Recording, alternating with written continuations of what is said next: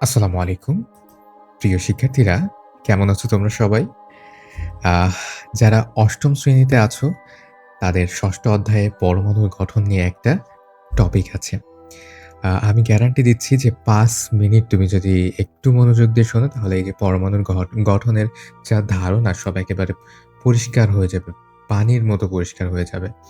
তাহলে আ আর যারা পরমাণুর গঠন নিয়ে যাদের একেবারে ধারণা নাই, সে যে ক্লাসেরই হও না কেন, তোমরাও যদি একটু দেখো তাহলে পরমাণুর গঠন বা এই রিলেটেড কোনো সমস্যা, দ্বিধা আর থাকবে না। তার জন্য আমরা 3D সিমুলেশন ব্যবহার করব এবং আমরা বিভিন্ন ধরনের অ্যানিমেশনস ব্যবহার করার মাধ্যমে তোমাদেরকে একেবারে প্র্যাকটিক্যালি যাতে রিয়ালাইজ হয় সেভাবে আমরা তোমাদেরকে দেখানোর চেষ্টা করব। যারা ৮ম শ্রেণীতে আছো তারা একটু দেখো যে পরমাণুর গঠন এটা আসলে ঠিক কেমন? এটা তোমাদের ক্লাসে ফার্স্ট একটা কনসেপ্ট তোমরা যখন ৯ম-১০ম শ্রেণীতে উঠবে তখন রসায়নের ভেতরে এটা আরো বিস্তরভাবে এবং একেবারে বেসিক থেকে আলোচনা কিন্তু আবার করা হবে এবং এটা কিন্তু একাদশ, দ্বাদশ শ্রেণীতে যখন যাবে তখনও কিন্তু কেমিস্ট্রির গুণগত রসায়নের একটা চ্যাপ্টার হবে এটা। ঠিক আছে? গুণগত চ্যাপ্টার নামে। আচ্ছা, গুণগত রসায়নে তো এটা দেখো আ পরমাণুর পরমাণু কি খুবই ক্ষুদ্র কণা। এক কথায় ধারণা দেওয়ার ট্রাই করছে। তাই পরমাণুর গঠন সম্পর্কে ধারণা পাওয়া সহজ নয়। তবে বিজ্ঞানীরা বিভিন্ন পরীক্ষা-নিরীক্ষার পর পরমাণু গঠন পরিষ্কার করে ধারণা পাওয়া গেছে। এই যে বিজ্ঞানীরা বিভিন্ন পরীক্ষা-নিরীক্ষা করেন এবং তারা বিভিন্ন ধরনের আইডিয়া বা বিভিন্ন ধরনের ধারণা দেন। আম বিভিন্ন সময়ে বিভিন্ন বিজ্ঞানী তাদের বিভিন্ন ধরনের পরমাণুর মডেল তারা উপস্থাপন করেন। সেগুলো নিয়েও আমরা একটু আলোচনা করব এবং দেখব যে এটা তোমাদের বইয়েও আছে এবং সামনেও আছে। পরমাণুতে কি থাকে? ইলেকট্রন, প্রোটন এবং নিউট্রন থাকে। একেবারে তোমরা যেহেতু ছোট মানুষ, সেহেতু তোমাদের এতটুকু জানলেই চলবে যে একটা পরমাণুতে ইলেকট্রন, প্রোটন এবং নিউট্রন থাকে। জাস্ট এতটুকু জানলেই চলবে। তোমরা ছোট মানুষ, তো বড় হলে আরো জানতে পারবে যে বিভিন্ন ধরনের পার্টিকেলস থাকে। এই যে ইলেকট্রন, প্রোটন এবং নিউট্রন এই ৩ টা হচ্ছে স্থায়ী কণিকা। এছাড়াও অস্থায়ী কণিকা কিংবা কম্পোজিট কণিকা নামেও কিন্তু আ আরো ২ টা ক্যাটেগরির আ কণিকা পরমাণুর ভেতরে থাকে।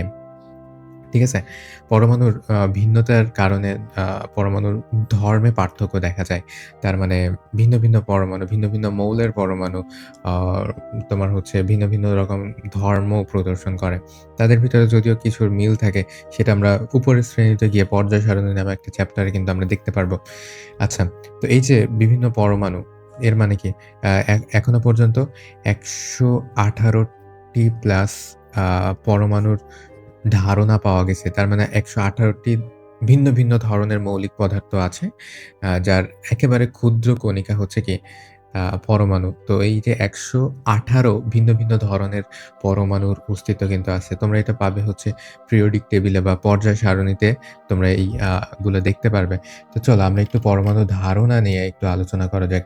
আ এই এতটুকু তো তোমরা এখানে বইয়ে পাচ্ছ যে পদার্থের ক্ষুদ্র কণিকা। আ ঠিক আছে? তো এই ক্ষুদ্র কণিকা ২ রকমের। একটা হচ্ছে অণু, একটা হচ্ছে পরমাণু। তোমরা বলো তো এখানে বড় কোনটা? এখানে বড় হচ্ছে অণু, তারপরে হচ্ছে পরমাণু। তাহলে আ ছোট বড় বলতে কি? ছোট বড় বলতে তোমার এক বা সরি একাধিক পরমাণু মিলে কি গঠন হয়? অণু গঠন হয়। ঠিক আছে? তো এই যে এখানেই বলে দিছে যে একের অধিক পরমাণু পরস্পরের সাথে যুক্ত হয়ে কি গঠন করে? অণু গঠন করে।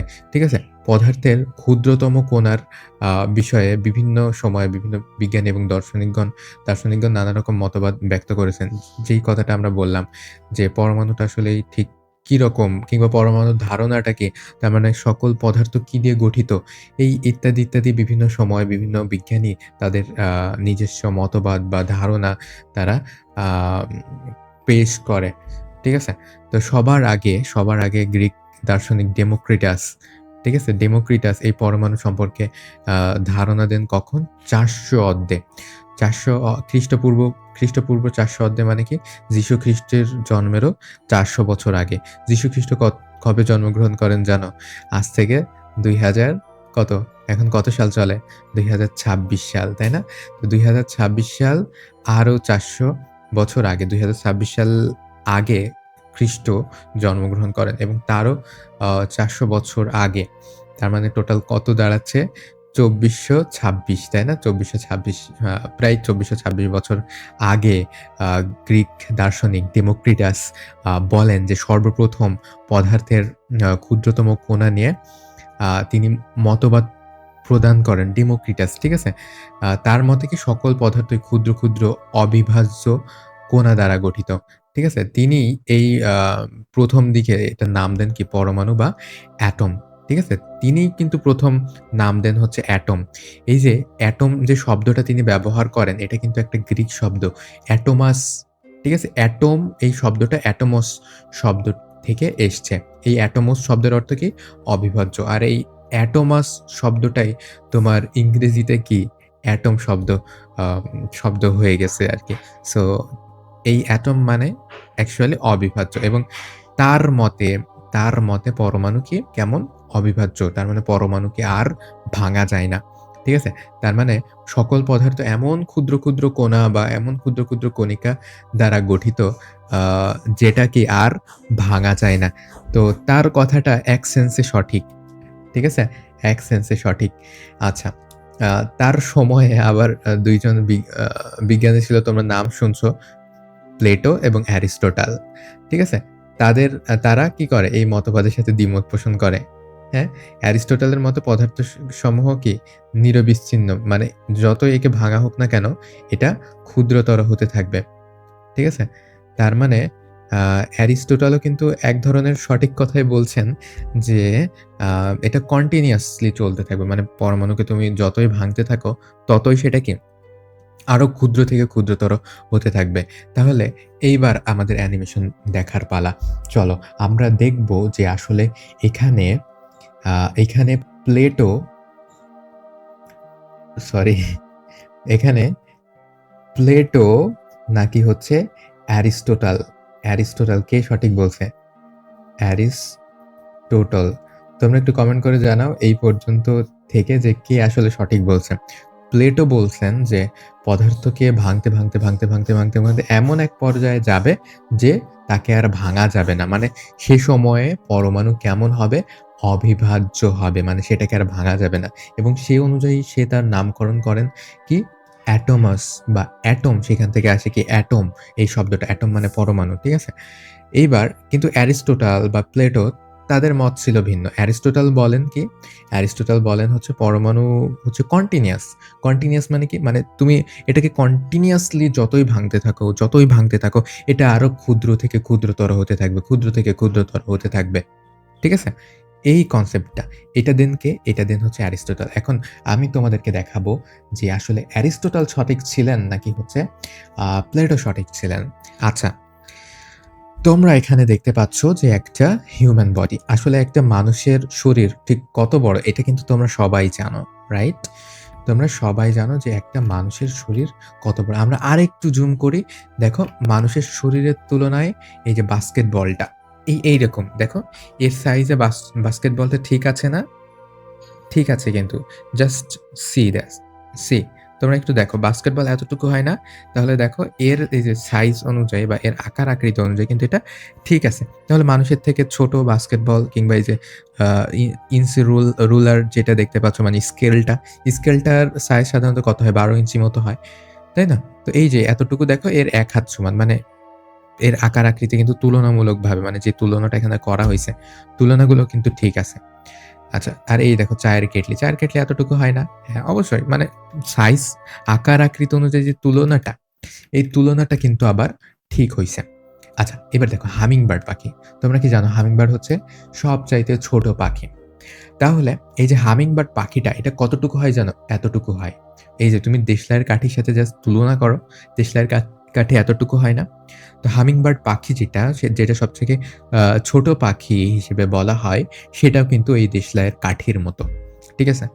তো আরো দেখো এই যে সবথেকে ছোট পাখির একটা এগ আচ্ছা, এইবার আরো আমরা যদি জুম করি তাহলে দেখো কফির যে বীজ থাকে তোমরা দেখছো কিনা জানি না। কফির বীজের সাইজটা দেখো কতটুকু। আর তার তুলনায় দেখো একটা পিঁপড়া কতটুকু। তোমরা দেখছো? ছোট্ট একটা পিঁপড়া ঠিক কতটুকু? পিঁপড়াটা অন্তত এট লিস্ট তোমাদের আ ইমাজিন করতে পারার কথা। ঠিক আছে? পিঁপড়াটা এট লিস্ট রিয়ালাইজ করতে পারার কথা যে পিঁপড়াটা আসলে কতটুকু। এইবার দেখো, এইবার ১ দানা লবণ। আচ্ছা, লবণের দানা ছোট নাকি চিনির দানা? আই থিংক লবণের দানাটা ছোট, তাই না? তোমরা একটু লবণ নিবা। লবণের একটা কণিকা জাস্ট দেখার এবং বোঝার ট্রাই করবে যে ওইটা কত ছোট। ঠিক আছে? তো দেখো একটা লবণের দানা এই পরিমাণ। আর এই যে আ লবণের দানার সমানে অ্যামিবা। তোমরা অ্যামিবা নাম শুনছো, রাইট? তো অ্যামিবা আছে ওই যে লবণের দানার সমপরিমাণে ওই অ্যামিবার সমান। মানে এই যে ব্যাকটেরিয়া দেখতে পাচ্ছ, এটা কিন্তু সবচাইতে বড় ব্যাকটেরিয়া। তাহলে দেখো, ব্যাকটেরিয়া কত ছোট, আ তার মানে সবচাইতে বড় ব্যাকটেরিয়া তোমার যদি একটা তোমার লবণের দানার মতো হয়, তাইলে চিন্তা করো যে সবচাইতে বড় ব্যাকটেরিয়া কিন্তু এটা। এর থেকে আরো অনেক, অনেক ছোট ব্যাকটেরিয়া আছে, তাহলে সেগুলো কত ছোট? সেগুলো কিন্তু খালি চোখে দেখা যাবে না। সেগুলো দেখতে হলে আমাদের কিন্তু মাইক্রোস্কোপ লাগে। এই কারণেই লাগে। আশা করি বুঝতে পারছো। আর এই যে ধুলা, ধুলাকণা, ধূলিকণা, ধূলিকণা দেখতে পাচ্ছ? ধূলিকণা কিন্তু কত ক্ষুদ্র হয়। জাস্ট ইমাজিন করার ট্রাই করো। তুমি একটা ধূলিকণা এনে দেখার ট্রাই করবা যে এটা কিন্তু খালি চোখে সেভাবে দেখা যাবে না ধূলিকণাটা। ঠিক আছে? এবার দেখো আ হিউম্যান এগ। হিউম্যান এগ বলতে বোঝায় এটা কি ওভাম। ঠিক আছে? তোমরা এটা বায়োলজিতে পড়বা। আ তো দেখো, এই দেখো, এইটা দেখো। চুলের যে পুরুত্বটা, এই পুরুত্বটা হচ্ছে এরকম। মানে এই যে ধূলিকণা, প্রায় ধূলিকণার সাইজে আরকি বলতে পারো। ঠিক আছে? তো আমরা ওইটাকে যদি আরো জুম করি, অনেক, অনেক জুম করি, তাহলে দেখো আমরা কোষ পড়ছি না? ওই কোষটা পাওয়া যাবে। তাহলে চিন্তা করো কোষটা কত ছোট। তার মানে তোমার এই যে চুলের তুলনায়, মানে এই যে চুলটা কত সূক্ষ্ম দেখো, চুলের তুলনায় কত ছোট হচ্ছে এই স্কিনটা। তারপরে দেখো রেড ব্লাড সেল পড়ছো তোমরা, হোয়াইট ব্লাড সেল পড়ছো, তাই না? লোহিত রক্তকণিকা, শ্বেত রক্তকণিকা। এগুলাও দেখো তাহলে এর থেকে ছোট। ঠিক আছে? তারপর দেখো ক্লোরোপ্লাস্ট। ঠিক আছে? ক্লোরোপ্লাস্ট মানে উদ্ভিদের যে পাতা, যেখানে উদ্ভিদের কি রান্নাঘর, তাই তো? কিচেন অফ দ্য সেল উদ্ভিদের, তাই না? তো ক্লোরোপ্লাস্ট যেখানে খাদ্য তৈরি করে উদ্ভিদ, সেই যে অঙ্গাণুটা একটা কোষের ভেতরে থাকে। তাহলে দেখো এইটাও কত ছোট। এবার আরো জুম করে করে আমরা যে সকল ব্যাকটেরিয়া দেখো, ব্যাকটেরিয়া ব্যাকটেরিয়া কিন্তু ওইটারও ওইটার থেকে অনেক, অনেক গুণে ছোট। তো আরো যদি জুম করতে থাকি তাহলে আমরা ব্যাকটেরিয়ার চাইতে কম আ ছোট কি জানো? আমরা ভাইরাস দেখতে পারবো। তো ওই যে ভাইরাস বা ব্যাকটেরিয়া এগুলা কি? এইগুলা আমরা মাইক্রোস্কোপ যন্ত্রের মাধ্যমে দেখতে পারবো। মানে আলোক মাইক্রোস্কোপ, যেগুলো আমরা সাধারণভাবে তোমরা দেখে থাকি, তাই না? ওই যে আলোক মাইক্রোস্কোপ বা অপটিক্যাল মাইক্রোস্কোপ, এইগুলার মাধ্যমে কিন্তু ওই ব্যাকটেরিয়া পর্যন্ত দেখা সম্ভব। ওর থেকে ছোট আর কোনো কিছু কিন্তু দেখা সম্ভব না। ঠিক আছে? এই যে তোমরা এখানে যেগুলো দেখতে পাচ্ছ, ভাইরাস, ব্যাকটেরিয়া, এইগুলো শুধুমাত্র ওই মাইক্রোস্কোপ যন্ত্র দিয়ে দেখা সম্ভব। এর থেকে ছোট কিন্তু আর মাইক্রোস্কোপ দিয়ে দেখা সম্ভব না। আমরা যদি আরো জুম করতে থাকি তাহলে আমরা কোষের যে তোমার লেয়ার বা কোষ ঝিল্লি, সেটা আরো ছোট। এইবার আরো জুম করতে অনেক গুণে, ঠিক আছে? শত, শত গুণ জুম করার পরে আমরা দেখতে পারবো অ্যাটম বা মলিকিউল। ঠিক আছে? দেখো এখানে তোমার গ্লুকোজ যে অণুটা আছে, একটা গ্লুকোজের অণু। গ্লুকোজের অণু আমরা দেখতে পাচ্ছি যে অণুগুলোর তুলনায় একটু সবথেকে কি বড়। এবার দেখো সিজিয়াম অ্যাটম এখানে দেখতে পাচ্ছ। আচ্ছা, তো ওইটা ওইটা থেকে দেখো যে পানির যে কি অণু, এখানে দেখো অণু এবং পরমাণুর ভিতরে পার্থক্য দেখো। অণু মানে হচ্ছে ক্ষুদ্রতম পদার্থের একটা মৌলিক কণিকা। ঠিক আছে? মানে যেটাকে ভাঙলে আর অন্য কোনো পরমাণু পাওয়া যায় না। ঠিক আছে? তার মানে পরমাণু একক। কিন্তু অণু জিনিসটা কি? একাধিক পরমাণু নিয়ে গঠিত হয়। ঠিক আছে? এখানে দেখো পানির যে অণু বা ওয়াটার মলিকিউল মানে হচ্ছে অণু। ঠিক আছে? পানির অণুতে দেখো ২ টা হাইড্রোজেন থাকে আর একটা কি থাকে? অক্সিজেন থাকে। আর এই দেখো অক্সিজেন কি? আ অক্সিজেন দেখো ২ টা হাইড্রোজেনকে কিন্তু ধরে রাখছে। তাই না? অক্সিজেন পরমাণু ২ টা হাইড্রোজেনকে ধরে রাখছে, ধরে কি পানির অণু গঠন করছে। সো তার থেকে আমরা জুম করতে দেখো যে হাইড্রোজেন অ্যাটম এবং হিলিয়াম অ্যাটম কিন্তু আরো ছোট। এখন এর ভিতরে দেখো হাইড্রোজেন অ্যাটমটা কিন্তু একটু বড় সাইজে আছে, কিন্তু হিলিয়ামটা একটু ছোট সাইজে আছে। এটার কারণ কি আসলে? এটার কারণ হচ্ছে তুমি দেখো হাইড্রোজেনের ভেতরে নিউক্লিয়াসে একটা মাত্র প্রোটন আছে এবং বাইরে একটা মাত্র ইলেকট্রন আছে। ঠিক আছে? প্রোটনটা কি ধনাত্মক চার্জ বিশিষ্ট আর ইলেকট্রনটা কি ঋণাত্মক চার্জ বিশিষ্ট। তো ধনাত্মক এবং ঋণাত্মক চার্জ বিশিষ্ট পরস্পরকে কি করে? আকর্ষণ করে। আরেকটা বিষয় এখান থেকে মনে রাখো যে ভেতরের যে প্রোটনটা আছে, ওই যে পরিমাণ প্রোটন তোমার হচ্ছে আম নিউক্লিয়াসের ভেতরে থাকবে, বাইরে কিন্তু ঠিক সে পরিমাণ ইলেকট্রন থাকবে। যেমন দেখো হিলিয়ামের ভেতরে ২ টা প্রোটন, ২ টা নিউট্রন আছে। মানে ভিতরে যেহেতু ২ টা প্রোটন, আ বাইরে ২ টা ইলেকট্রন থাকবে। অর্থাৎ ভিতরে যতগুলো প্রোটন থাকবে, বাইরে ততগুলা ইলেকট্রন থাকবে।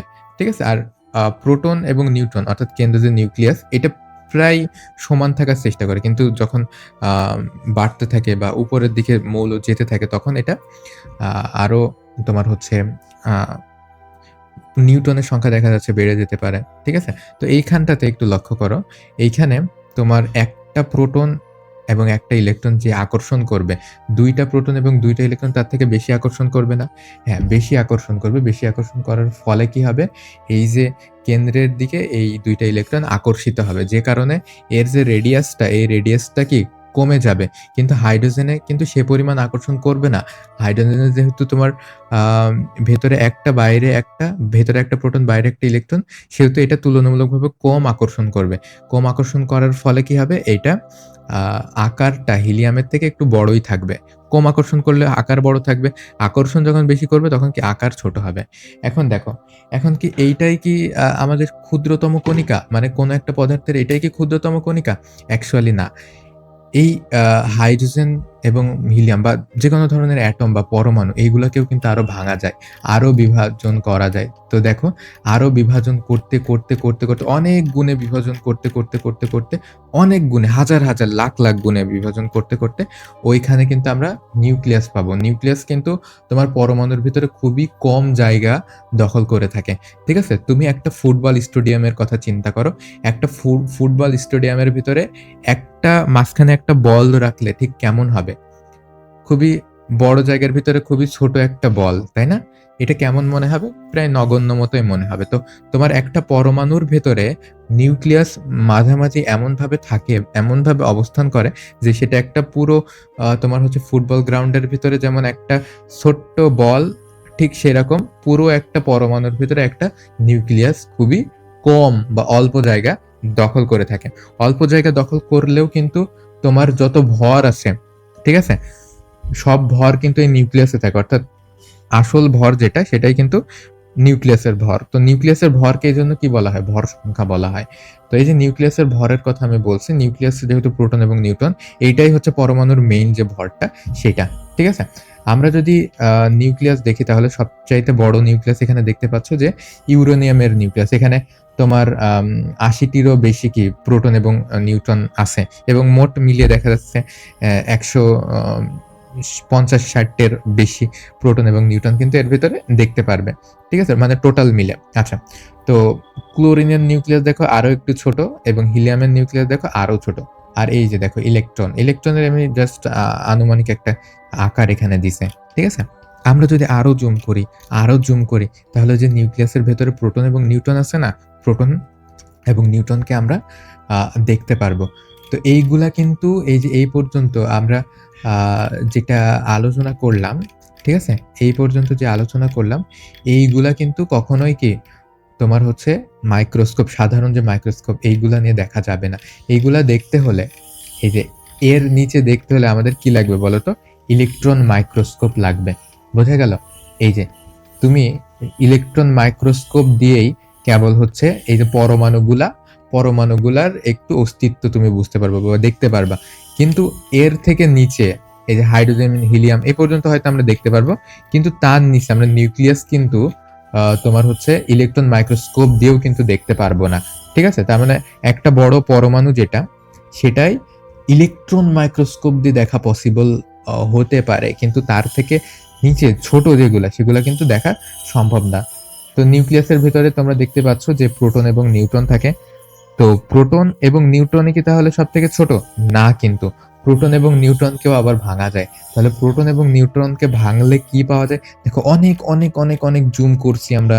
অনেক গুণে আমরা জুম করছি বা অনেক গুণে আমরা ভাঙছি। ভাঙার ফলে আমরা আপ কোয়ার্ক এবং ডাউন কোয়ার্ক পাচ্ছি। এবার আপ কোয়ার্ক এবং ডাউন কোয়ার্ক কি সবচাইতে ছোট? না। স্ট্রেঞ্জ কোয়ার্ক আছে, চার্ম কোয়ার্ক আছে, বটম কোয়ার্ক আছে। ঠিক আছে? তো এর থেকে নিচে আমরা আরো ভাঙতে, ভাঙতে, ভাঙতে আমরা বিভিন্ন ধরনের কোয়ার্কস পাবো। ঠিক আছে? আচ্ছা।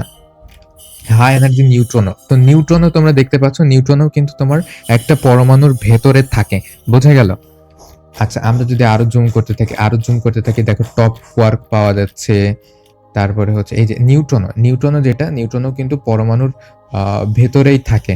ঠিক আছে? তার মানে এগুলো হচ্ছে পরমাণুর আ অস্থায়ী কণিকা আরকি। মানে পরমাণু থেকে যায় আসে এমন হয়। তো আমরা মানে ভাঙতে থাকলে সেটার কিন্তু কোনো শেষ নেই। ভাঙতে থাকলে সেটার শেষ নেই। এখন মানুষ ঠিক যত দূর পর্যন্ত আবিষ্কার করতে পারছে, আ তারা এটাই বুঝতে পারছে যে যতই তোমরা ভাঙতে থাকো, যতই আ তোমরা হচ্ছে আ অনুধাবন করতে থাকো, ওইটার কিন্তু কোনো কি নাই, ওইটার কোনো শেষ নাই। এখন এখন এখানে দেখো, আমরা এটাই পড়ছি। তাহলে এখানে কার কথা সঠিক দেখো তো? অ্যারিস্টটলের কথা কিন্তু বলা যেতে পারে তুলনামূলকভাবে সঠিক আছে। কেননা অ্যারিস্টটল বলেছিলেন যে কি যতই ভাঙতে থাকো না কেন আরো ক্ষুদ্রতর হইতে থাকবে। তো প্লেটো যেটা বলেছেন যেটা হচ্ছে অবিভাজ্য। মানে ভাঙতে এমন পর্যায়ে যাবে যেটাকে আর ভাঙা যাবে না। তো উভয়ের কথাটাই একটু যৌক্তিক কিন্তু আছে। ঠিক আছে? আচ্ছা, তখন যখন প্লেটো বা হচ্ছে অ্যারিস্টটল বা হচ্ছে তোমার হচ্ছে আর কার নাম এখানে আমরা পেয়েছিলাম যেন? অ্যারিস্টটল, প্লেটো এবং হচ্ছে আ তোমার হচ্ছে অ্যারিস্টটল, প্লেটো আ আর ডেমোক্রেটাস। সরি, এটা হচ্ছে ডেমোক্রিটাস। ডেমোক্রিটাস হচ্ছে বলে যে ভাঙা যায় না, তাই না? ডেমোক্রিটাস। তাহলে কার আ ধারণাটা সঠিক বলে মনে করলে? অনেকটা অ্যারিস্টটল এদের ধারণাটা সঠিক বলে মনে করলে, তাই না? কারণ ডেমোক্রিটাস বলেছিল যে পরমাণু ভাঙতে এমন এক পর্যায়ে যাবে যেটাকে আর ভাঙা যাবে না। তো উভয় কথাটা আসলে এক সেন্স থেকে সঠিক বলা যেতে পারে, রাইট? আচ্ছা, দেখো ১৮০৩ সালে বিজ্ঞানী জন ডাল্টন পরীক্ষা পরীক্ষা-নিরীক্ষা করে তোমার ধারণা দেন যে কি মৌলিক পরমাণু হচ্ছে কি মৌলিক পদার্থের ক্ষুদ্রতম কণিকা। একে আর ভাঙা যায় না। তার মানে অনেকটা তিনি ডেমোক্রিটাসের মতো কিন্তু আইডিয়াটা দেন। তাই না? আচ্ছা। তো যেহেতু পরীক্ষা-নিরীক্ষা করে কিন্তু জন ডাল্টন যিনি ১৮০৩ সালে এই ধারণাটা দেন, তিনি কিন্তু পরীক্ষা-নিরীক্ষা করেই দেন। সো পরীক্ষা-নিরীক্ষা করে দেওয়ার ফলে সকলে তার মতবাদ কিন্তু গ্রহণ করেন। ফলে অ্যারিস্টটলের মতবাদটি পরিত্যক্ত হয়। তার মানে অ্যারিস্টটল যে বলে যে পরমাণুকে যতই ভাঙতে থাকো আর ভাঙা যাবে না। কন্টিনিউয়াসলি এটাকে মানে ভাঙতেই থাকা যাবে। তাই না? মানে শেষ হবে না। ভাঙতে ওটার শেষ হবে না। তো তখন কি অ্যারিস্টটলের মতবাদটা পরিত্যক্ত হয়। কারণ যেহেতু অ্যারিস্টটল বা প্লেটো বা ডেমোক্রিটাস তারা কি পরীক্ষা-নিরীক্ষা ছাড়াই জাস্ট একটা আইডিয়া দিয়েছিলেন। তো এই কারণে তাদের মতবাদটা পরিত্যক্ত হয় এবং জন ডাল্টন যেহেতু একটু পরীক্ষা-নিরীক্ষা করে বলছিলেন, সো তার মতবাদটা গ্রহণযোগ্য পায়। আসলে পরমাণু অবিভাজ্য নয়। ঠিক আছে? ক্ষুদ্রতম কণিকাও নয়, পরমাণু কিন্তু বিভাজ্য। এই যে কথাটা আমরা এতক্ষণ ধরে দেখলাম যে, তোমরা এটাকে যতই ভাঙতে থাকো, যতই জুম করতে থাকো, এটার কিন্তু কোনো শেষ নাই। ঠিক আছে? কোয়ান্টাম ফিজিক্সে আবার এটা নিয়ে তোমরা বিস্তারিত জানতে পারবে। দেখো, ইলেকট্রন, প্রোটন এবং নিউট্রন দ্বারা গঠিত। কি দ্বারা গঠিত পরমাণুগুলো? ইলেকট্রন, প্রোটন এবং নিউট্রন দ্বারা। ডাল্টন আম পরমাণুবাদের এই সীমাবদ্ধতা দূর করার জন্য পরবর্তীতে আরো অনেক মডেলের প্রস্তাব করেন। ঠিক আছে? এদের মধ্যে রাদারফোর্ড এবং বোরের পরমাণু মডেল আরো গ্রহণযোগ্যতা পায়। তো ডাল্টন যে বলে যে পরমাণুকে ভাঙতে থাকলে কি একটা অবিভাজ্য কণিকা পাওয়া যাবে যেটাকে পরমাণু বলে। মানে কোন পদার্থকে ভাঙতে থাকলে একটা অবিভাজ্য কণিকা পাওয়া যাবে যেটাকে কি বলা হয়? পরমাণু বলা হয়, যেটাকে আর ভাঙা যায় না। তাই না? এটা বলেন হচ্ছে ডাল্টন। কিন্তু ডাল্টনের এটা কি সীমাবদ্ধ না? তার মানে আমরা যতই ভাঙতে থাকি এটার ভেতরে কিছু না কিছু কিন্তু পাওয়া যাবে। মানে একেবারে পরমাণুই কিন্তু তোমার হচ্ছে অবিভাজ্য নয়। তো পরমাণুটাকে কি বলা যেতে পারে? একটা এক্সিস্টেন্স অবজেক্ট বলা যেতে পারে। তোমার হচ্ছে যেটার ভেতরে প্রোটন এবং নিউট্রন থাকবে বা ইলেকট্রন থাকবে। এইগুলা কিন্তু আবার স্বাধীনভাবে অস্তিত্ব নাই। মানে পরমাণুর ভেতরে এগুলোর অস্তিত্ব। সো এই পরমাণুটাকে একটা একক হিসেবে ধরা যেতে পারে। এই কারণে আরকি। আচ্ছা, তো তারপরে রাদারফোর্ড, বোর তারা অনেক ধরনের পরমাণুর মডেল দেন। ঠিক আছে? তো পরমাণু সম্পর্কে ভালো তারা ধারণা দেয়। এই যে রাদারফোর্ড একটা পরীক্ষা আলফা কণা বিচ্ছুরণ পরীক্ষার মাধ্যমে একটা পরীক্ষা কন্ডাক্ট করেন।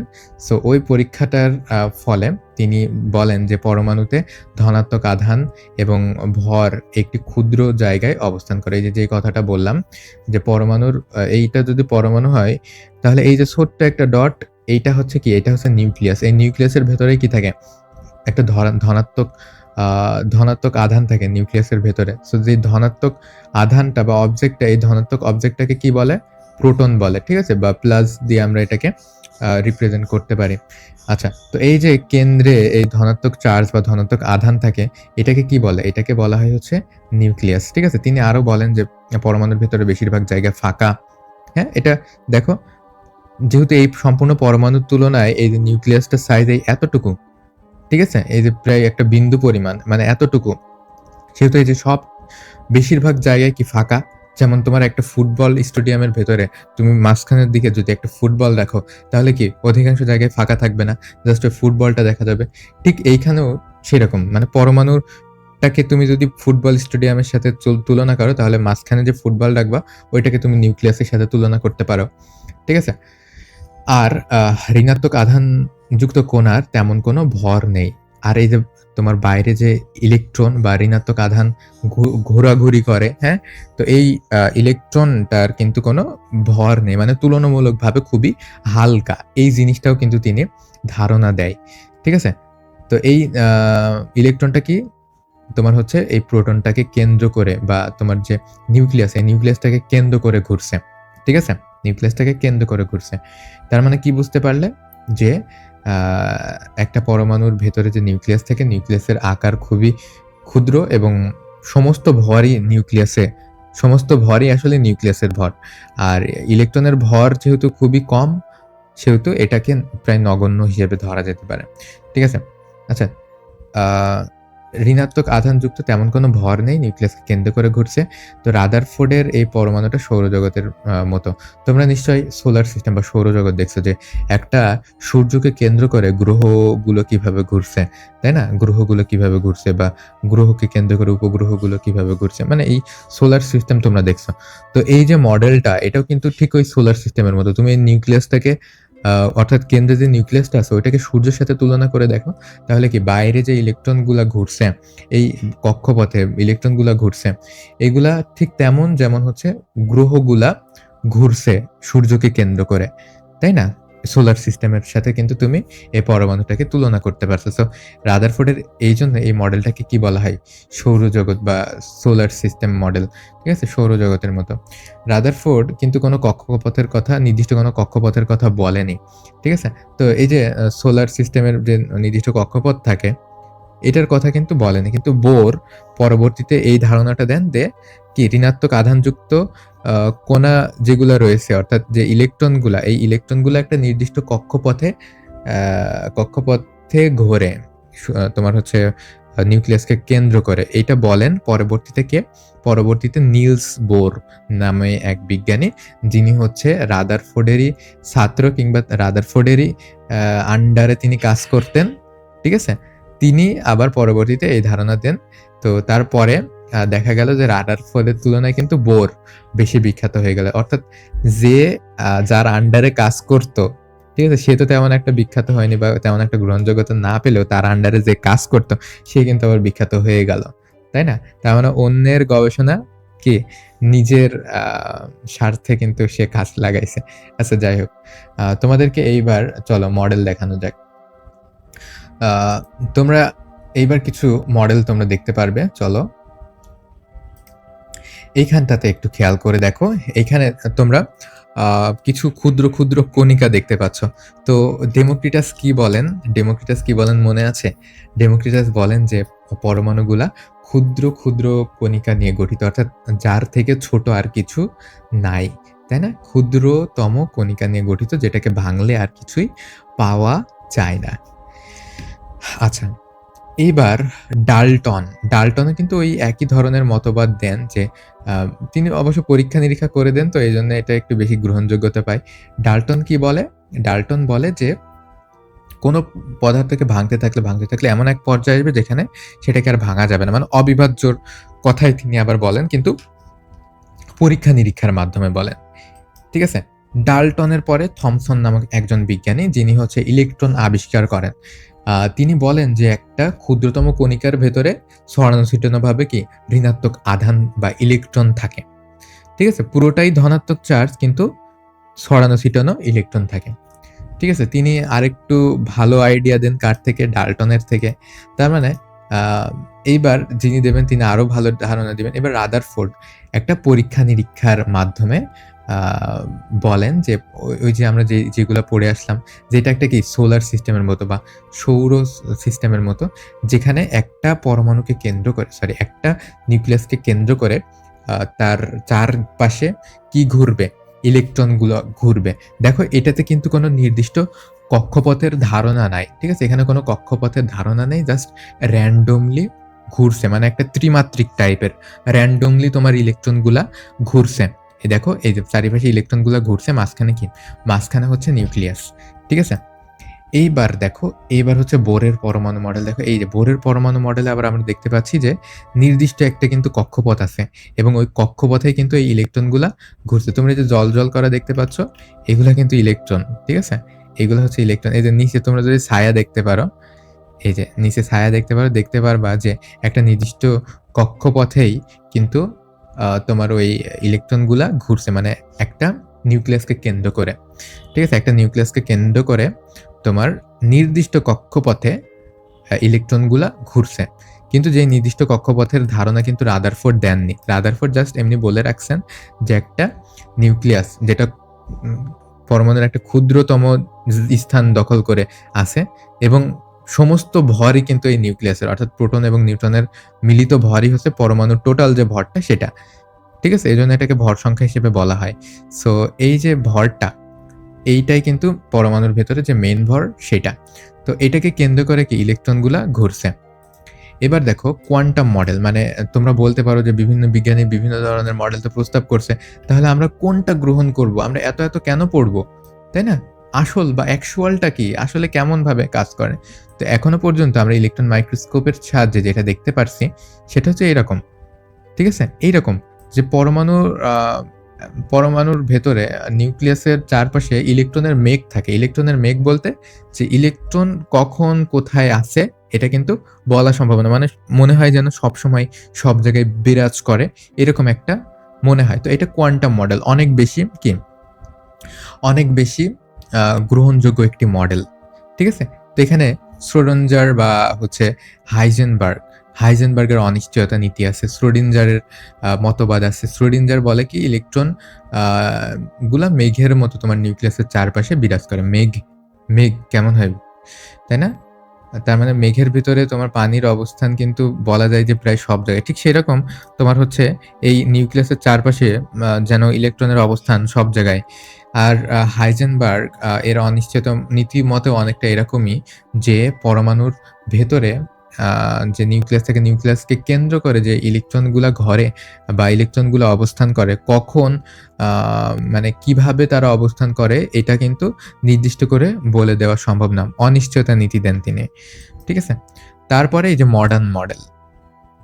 এই যে পরমাণুর ভেতরে এইটা হচ্ছে মডার্ন একটি মডেল। তো প্রোটন, নিউট্রন তো থাকবে এবং তার চারপাশে ইলেকট্রনগুলা খুবই আ রেগুলারলি কি করবে? পজিশনিং করবে বা অবস্থান নিবে।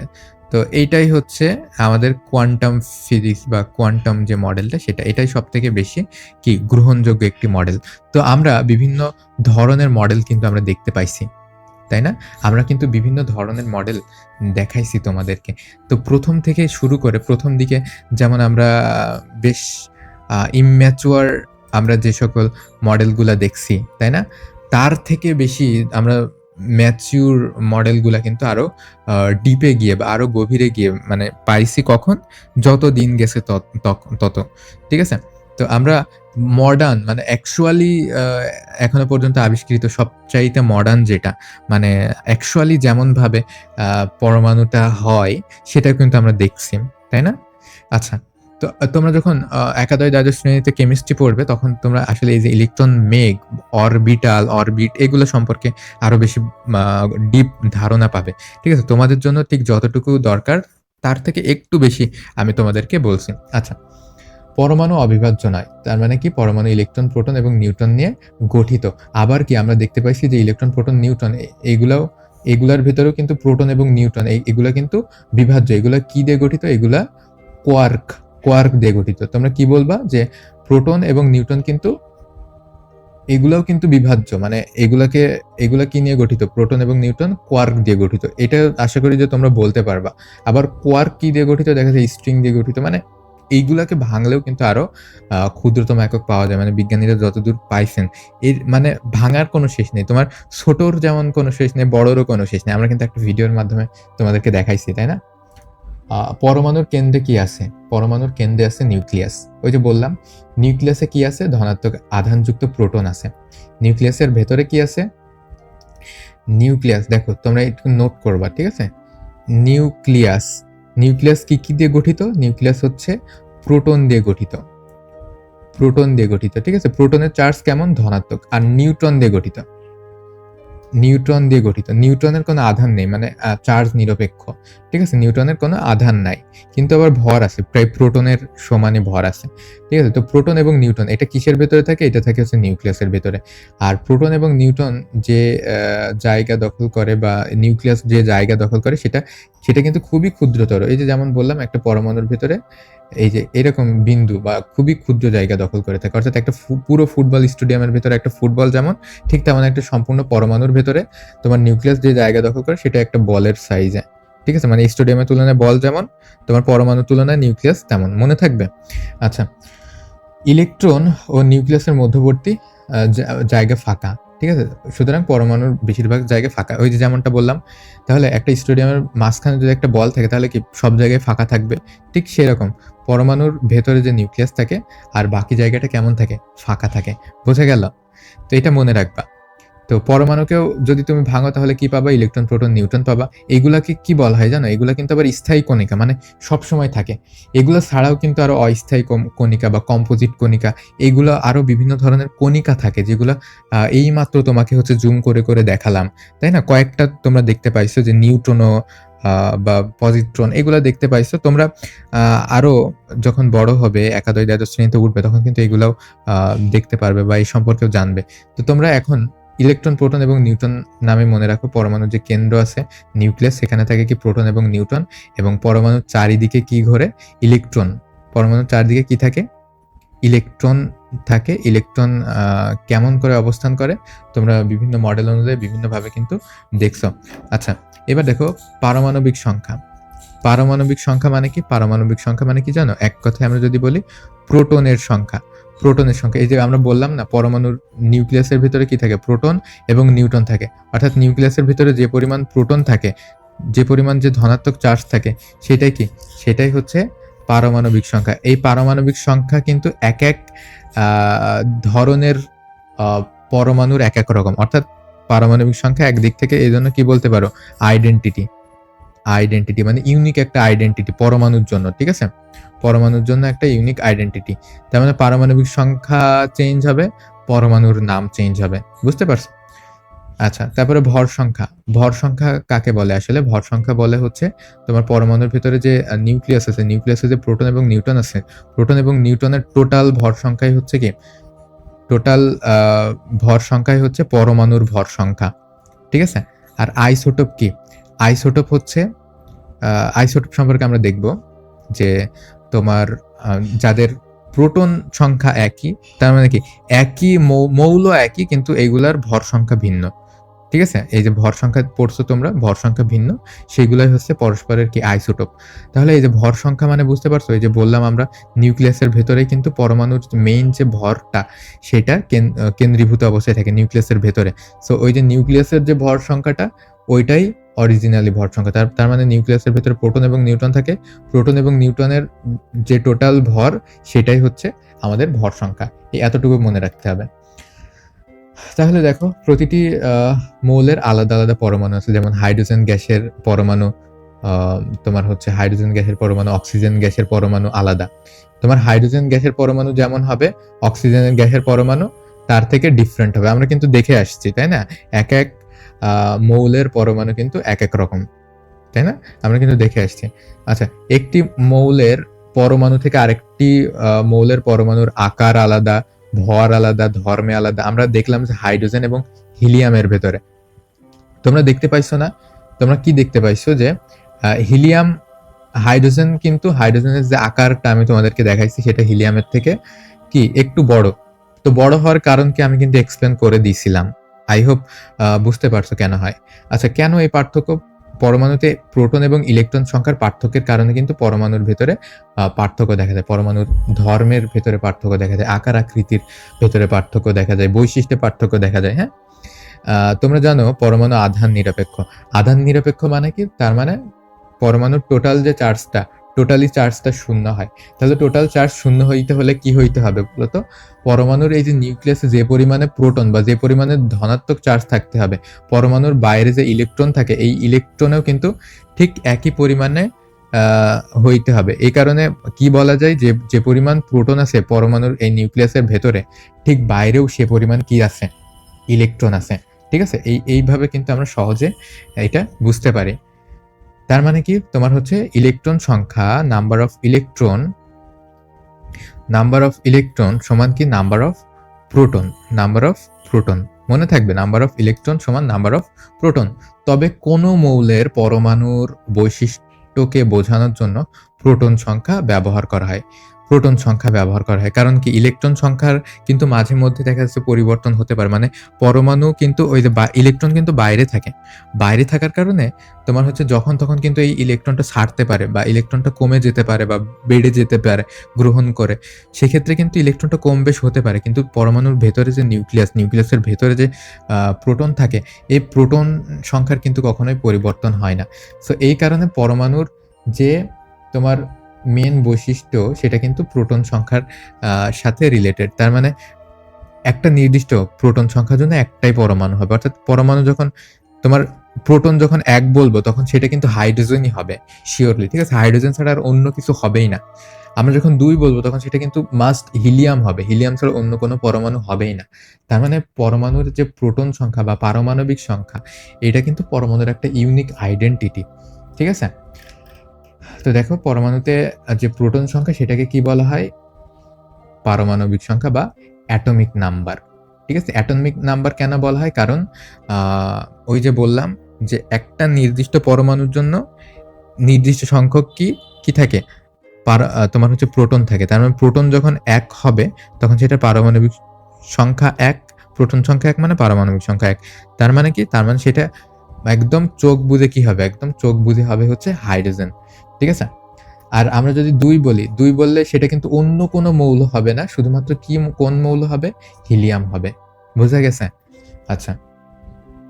হাইড্রোজেনের একটি পরমাণুতে একটি প্রোটন আছে। এই যে যেমনটা বললাম, একটি পরমাণুতে একটি প্রোটন আছে। তাই হাইড্রোজেনের পারমাণবিক সংখ্যা কত? ১। অক্সিজেনের একটি পরমাণুতে কয়টি প্রোটন আছে? ৮ টি পরমাণু আছে। তাই অক্সিজেনের পারমাণবিক সংখ্যা কত? ৮। মনে থাকবে। অক্সিজেনের পরমাণুতে ৮ টি কি আছে? প্রোটন আছে। এই কারণে অক্সিজেনের পারমাণবিক সংখ্যা কত? ৮। ঠিক আছে? পারমাণবিক সংখ্যা থেকে কি তথ্য পাওয়া যায়? তাহলে পারমাণবিক সংখ্যা থেকে কি তথ্য পাওয়া যায়? প্রোটন সংখ্যা পাওয়া যায়, তাই না? পারমাণবিক সংখ্যা সমান কি লেখা যায় তাহলে? প্রোটন সংখ্যা। পারমাণবিক সংখ্যা। ঠিক আছে? সংখ্যা সমান কি লেখা যায়? প্রোটন সংখ্যা। ঠিক আছে? তার মানে যত পারমাণবিক সংখ্যা তত প্রোটন সংখ্যা। আচ্ছা, তাই বোঝা যায় কার্বনের একটি পরমাণুতে কি ৬ টি প্রোটন আছে। তার মানে কার্বনের পারমাণবিক সংখ্যা আমরা যদি বলি ৬, তার মানে কার্বনের নিউক্লিয়াসের ভেতরে কয়টা প্রোটন থাকবে? 6টা প্রোটন থাকবে। ঠিক আছে? পারমাণবিক সংখ্যা সমান প্রোটন সংখ্যা। আচ্ছা, একটি পরমাণুতে যেহেতু তোমার প্রোটন আর ইলেকট্রন সংখ্যা সমান, আমরা কি বলে আসছি? এই যে দেখো, প্রোটন সংখ্যা এবং ইলেকট্রন সংখ্যা সমান। কেন সমান? কারণ টোটালি আধান নিরপেক্ষ। তার মানে যে পরিমাণ পজিটিভ চার্জ থাকতে হবে সে পরিমাণ নেগেটিভ চার্জও থাকতে হবে। তার মানে প্রোটন সংখ্যা এবং ইলেকট্রন সংখ্যা সমান হইতে হবে। তো প্রোটন সংখ্যা এবং ইলেকট্রন সংখ্যা সমান। ঠিক আছে? এ কারণে এটার প্রোটন যদি 6 হয়, এটার পারমাণবিক সংখ্যা যদি 6 হয়, তাহলে প্রোটন সংখ্যাও 6 হবে এবং ইলেকট্রন সংখ্যাও কি হবে? 6 হবে। তাহলে পারমাণবিক সংখ্যা থেকে আমরা কি, কি পাচ্ছি? প্রোটন সংখ্যা পাচ্ছি আর ইলেকট্রন সংখ্যা পাচ্ছি। তাহলে আমরা যদি বলি যে যার পারমাণবিক সংখ্যা 8, পারমাণবিক সংখ্যা যদি 8 হয়, তাহলে আমরা চোখ বুজে বলতে পারবো সেটা কি? অক্সিজেনের পরমাণু। তো পারমাণবিক সংখ্যা 8 মানে কি? তার প্রোটন সংখ্যাও 8, তার ইলেকট্রন সংখ্যাও 8। মনে থাকবে, পারমাণবিক সংখ্যা মানে তার প্রোটন সংখ্যাও যা, ইলেকট্রন সংখ্যাও তাই। ঠিক আছে? এবার কোনো পারমাণবিক সংখ্যা থেকে বোঝা যায় যে ওই পরমাণুতে কি পরিমাণে নিউট্রন আছে। এটা কিন্তু বোঝা যায় না। ঠিক আছে? নিউটনের সংখ্যা জানতে হলে আমাদের কিন্তু ভর সংখ্যা জানতে হবে। আমরা যদি ভর সংখ্যা জানি, আমরা ভর সংখ্যা সমান কি জানি? যেখানে লেখা আছে, আমরা লিখছি না। ওই যে আমরা বললাম যে ভর সংখ্যা মানে হচ্ছে নিউক্লিয়াসের ভেতরে। ঠিক আছে? নিউক্লিয়াসের ভেতরের ভর, নিউক্লিয়াসের ভর।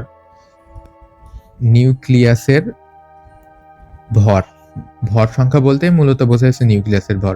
নিউক্লিয়াসের মধ্যে কি থাকে? প্রোটন থাকে। নিউক্লিয়াসের মধ্যে কি থাকে? নিউট্রন থাকে। তাহলে নিউক্লিয়াসের ভর মানে কি? প্রোটনের ভর এবং নিউট্রনের ভর। তার মানে প্রোটন এবং নিউট্রনের টোটাল যে ভরটা, সেটাই কি? তোমার পরমাণুর ভর। আচ্ছা, আর এখানে ভর সংখ্যা, যেহেতু সংখ্যা নির্দেশ করছে, সেহেতু কি তোমার নিউট্রনের সংখ্যা এবং প্রোটনের সংখ্যা, সেটাই হবে কি? ভর সংখ্যা। বোঝা গেল ব্যাপারটা?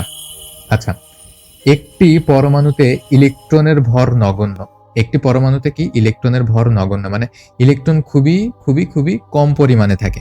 ইলেকট্রন কেমন পরিমাণে থাকে? খুবই কম। ইলেকট্রন ইলেকট্রনের ভরটা খুবই কম। আমি এটা বোঝাইতে চাইছি। ইলেকট্রন এবং প্রোটন তো সমান পরিমাণে থাকে, তাই না? আমি বোঝাইতে চাইছি যে তোমার ইলেকট্রনের ভর নগণ্য। তোমার কেমন নগণ্য? 1836 ভাগের 1 ভাগ। ঠিক আছে? তোমার যে পরমাণুর যে প্রোটন বা ইলেকট্রন, নিউট্রন আছে, সেটার তুলনায় 1836 ভাগের মাত্র 1 ভাগ। তার মানে দেখো, প্রায় 2000 ভাগের 1 ভাগ। বুঝতে পারছো কত কম?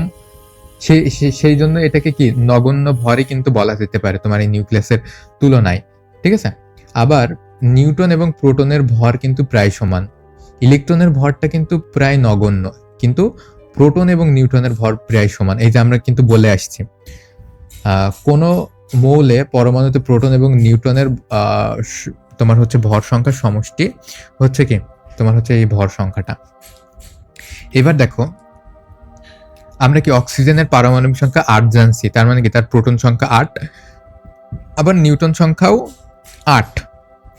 নিউট্রন সংখ্যার আবার পরিবর্তন কিন্তু হতে পারে। হ্যাঁ, তাই অক্সিজেনের ভর সংখ্যা কত? 16। তার মানে আমরা কি জানি? প্রোটন সংখ্যা এবং হচ্ছে নিউট্রন সংখ্যার যোগফলই কি? ভর সংখ্যা। আবার সোডিয়ামের একটি পরমাণুতে 11টি প্রোটন এবং 12টি নিউট্রন আছে। 11টি প্রোটন এবং 12টি নিউট্রন আছে। ঠিক আছে? আচ্ছা, তো এই যে 11টি প্রোটন এবং 12টি নিউট্রন আছে, তার মানে সোডিয়ামের ভর সংখ্যা কত? 11 যোগ 12, তাই না? তার মানে টোটাল কত? তার মানে টোটাল হচ্ছে 23।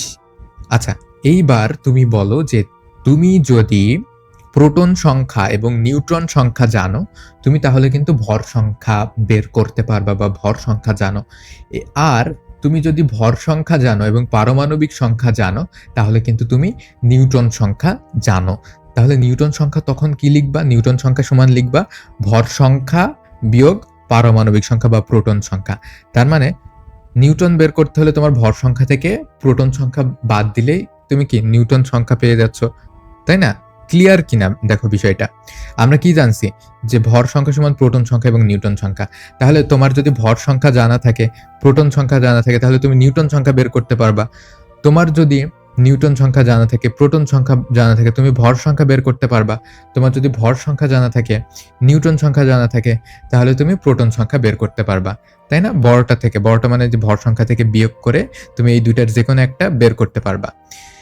তাই তো? আর এই ২ টা যোগ করে তুমি ভর সংখ্যা বের করতে পারবা। জাস্ট এইটা কিন্তু এমসিকিউ এর জন্য খুবই বেশি গুরুত্বপূর্ণ। সো এটাকে একটু তোমাকে দাগাইতে হবে, মনে রাখতে হবে বা বুঝতে হবে।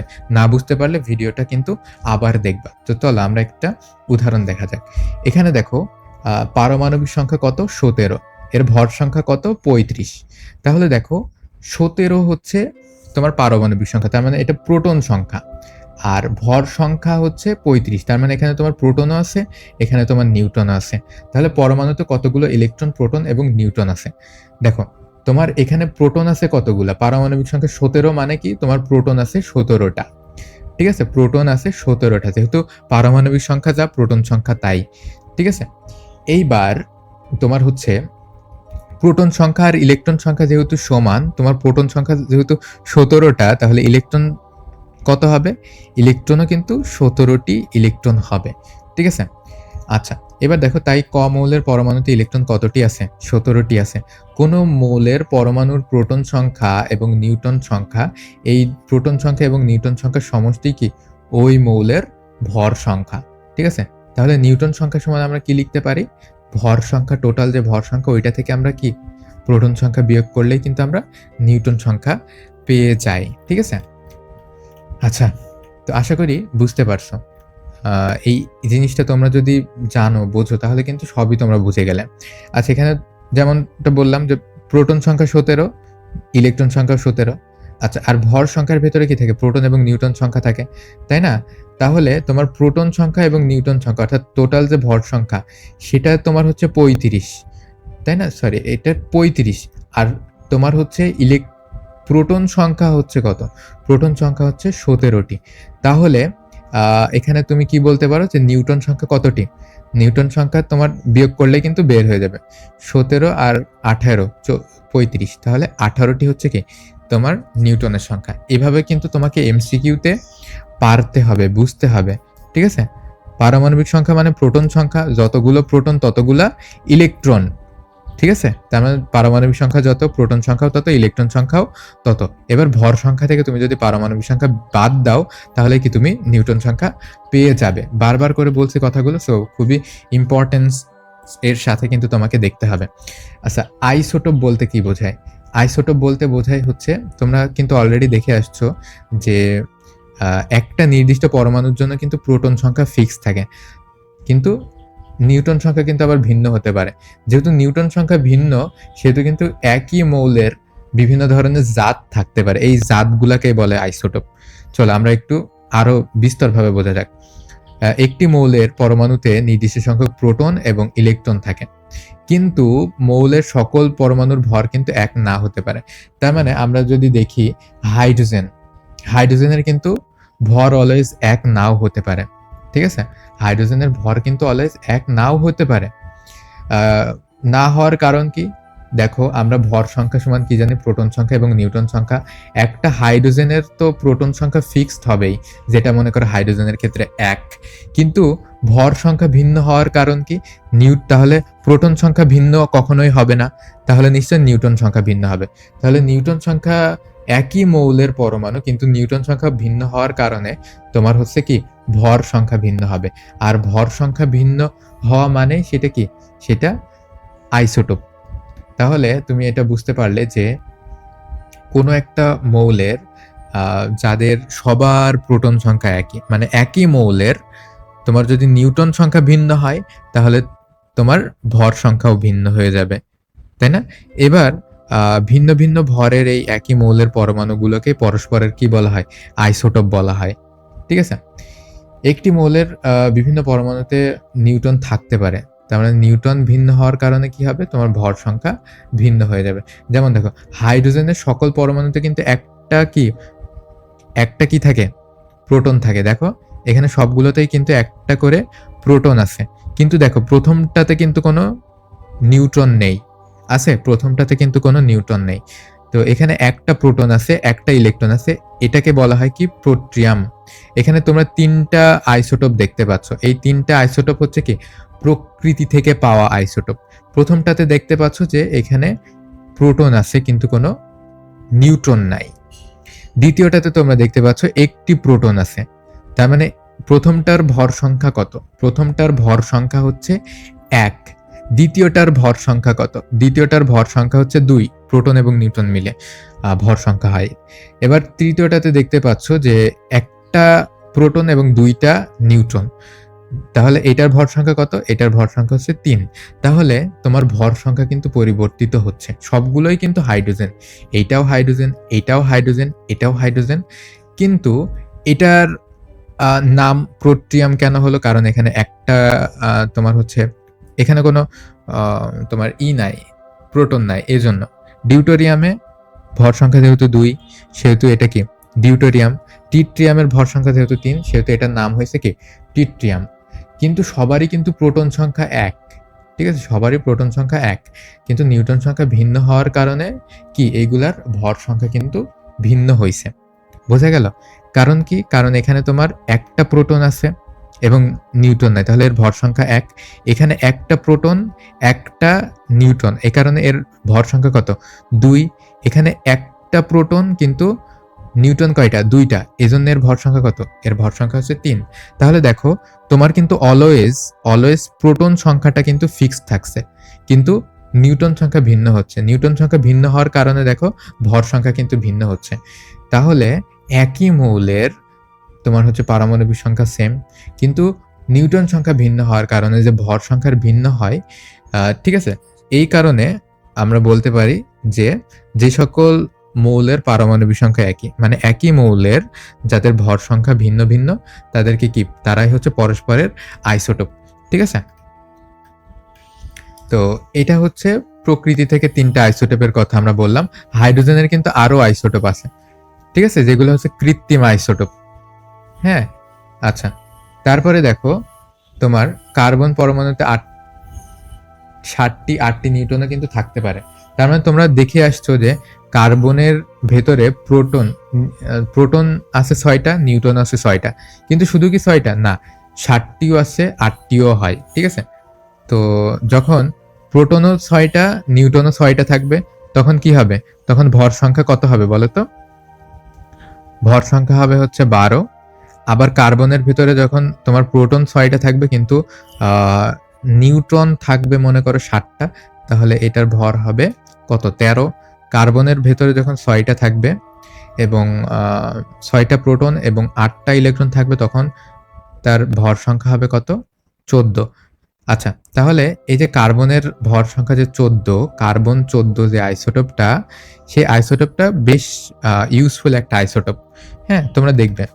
এবার দেখো আইসোটোপ এই জিনিসগুলো কখন ব্যবহার করা হয়? তাহলে তোমরা কি বুঝতে পারছো যে আইসোটোপ মানে পরমাণুর ভেতরে প্রোটন সংখ্যা তো সেম থাকবে অলওয়েজ, কিন্তু নিউট্রন সংখ্যা যখন ভিন্ন হবে তখন সেগুলা কি হয়ে যাবে? আইসোটোপ হয়ে যাবে। এখন নিউট্রন সংখ্যা বাড়ার সাথে সাথে কিন্তু পরমাণুতে প্রোটনের তুলনায় নিউট্রনের সংখ্যা যখন বেড়ে যাবে তখন কিন্তু পরমাণুর ভেতরে একটা অস্থিতিশীলতা তৈরি হবে।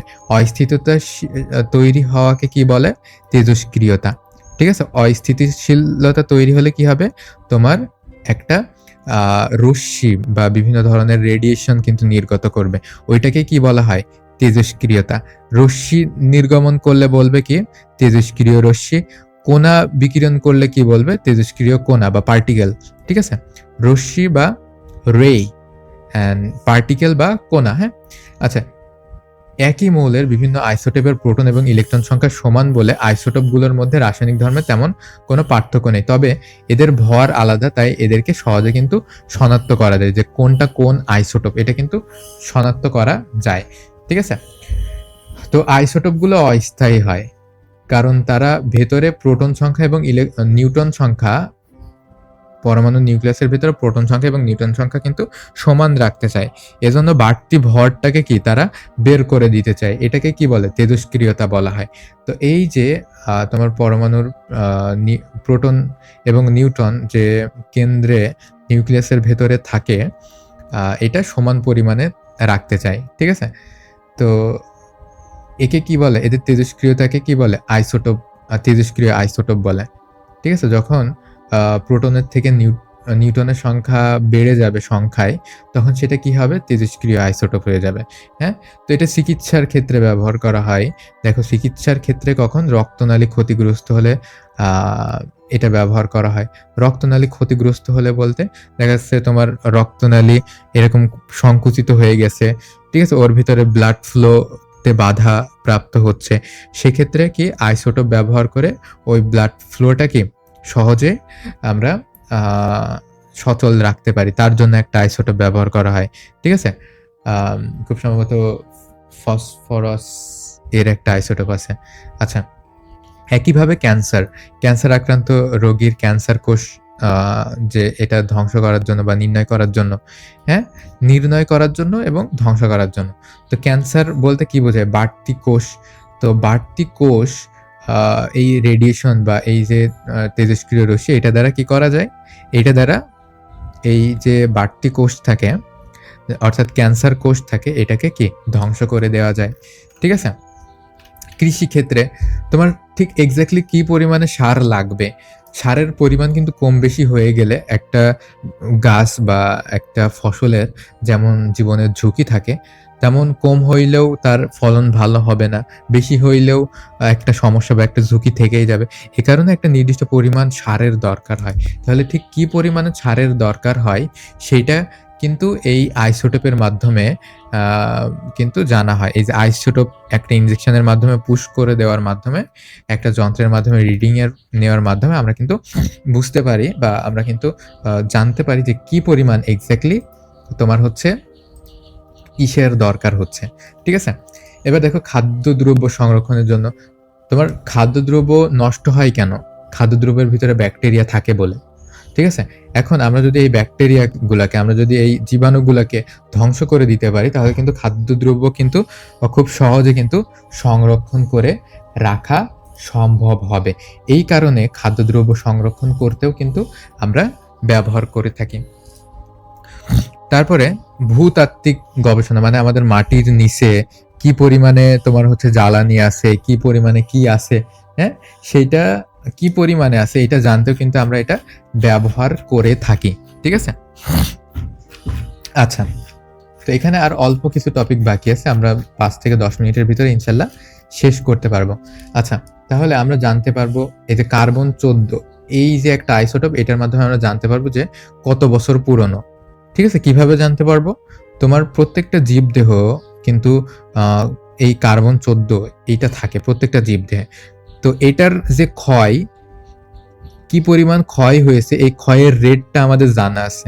এ কারণে ক্ষয়ের রেট যেহেতু জানা আছে, সেহেতু সেটার সাথে তুলনা করে আমরা যেকোনো তোমার হচ্ছে আ ফসিল বা মৃতদেহ এটাকে বিশ্লেষণ করে আমরা বুঝতে পারি যে এটা কত বছর আগের। ঠিক আছে? আর তোমরা জানো যে পৃথিবী কিন্তু বহু সময় ধরে বিলিয়ন বছর বয়স পৃথিবীর। তো এর আগে প্রচুর পরিমাণে প্রাণী পৃথিবীর ভেতরে মারা পড়ছে। প্রচুর পরিমাণে উদ্ভিদ মারা পড়ছে। এগুলো মারা পড়ে কি হইছে? তোমার ভূপৃষ্ঠের ভেতরে যে পরিমাণ আ তাপ বা যে পরিমাণ চাপ, এই তাপ এবং চাপের ফলে সেগুলা কি? সেগুলা কিন্তু জ্বালানিতে রূপান্তর হইছে। এই যে তোমরা বিভিন্ন ধরনের জ্বালানি দেখো, আ ফসিল ফুয়েল যেগুলাকে বলা হয়, হ্যাঁ? বা জীবাশ্ম জ্বালানি দেখো, এগুলো কিন্তু সবই জীবদেহর কম্প্রেশন বা সাপ্রেশন এর ফলে কিন্তু আ তৈরি হইছে, হ্যাঁ? তো এটা কত বছরের পুরনো এটাও কিন্তু আমরা ওইখানে দেখতে পারি। এবার দেখো, পরমাণুতে ইলেকট্রন কিভাবে বিন্যস্ত থাকে? এটা একটু ব্রড টপিক যে পরমাণুতে কিভাবে ইলেকট্রন বিন্যস্ত থাকে। আমরা দেখতে পাইছি যে পরমাণুর কেন্দ্রে নিউক্লিয়াস থাকে। নিউক্লিয়াসের চারিদিকে কি থাকে? বিভিন্ন ধরনের কক্ষপথ থাকে, সুনির্দিষ্ট কক্ষপথ থাকে। ঠিক আছে? এই কক্ষপথে কিন্তু নির্দিষ্ট সংখ্যক ইলেকট্রন থাকে। দেখা যাচ্ছে ১ম কক্ষপথে যে পরিমাণ ইলেকট্রন থাকতে পারে, ২য় কক্ষপথে তার থেকে বেশি থাকতে পারে। তার পরের কক্ষপথে তার থেকে বেশি থাকতে পারে। ঠিক আছে? অর্থাৎ দেখো ১ম কক্ষপথটা কিন্তু আকারে ছোট, তার রেডিয়াস কম। এজন্য এখানে কম সংখ্যক থাকতে পারে। তার পরেরটাতে দেখো আকার একটু বেশি। প্রথমটা থেকে এ কারণে প্রথমটা থেকে এখানে ইলেকট্রন আরো বেশি থাকতে পারে, তাই না? তো এই যে নির্দিষ্ট কক্ষপথ, এক ধরনের কক্ষপথে কিন্তু ইলেকট্রন ধারণ ক্ষমতা কিন্তু এক রকমের। ঠিক আছে? তো এই কক্ষপথে ইলেকট্রনগুলো কি এই নিউক্লিয়াসকে কেন্দ্র করে ঘুরছে। হ্যাঁ?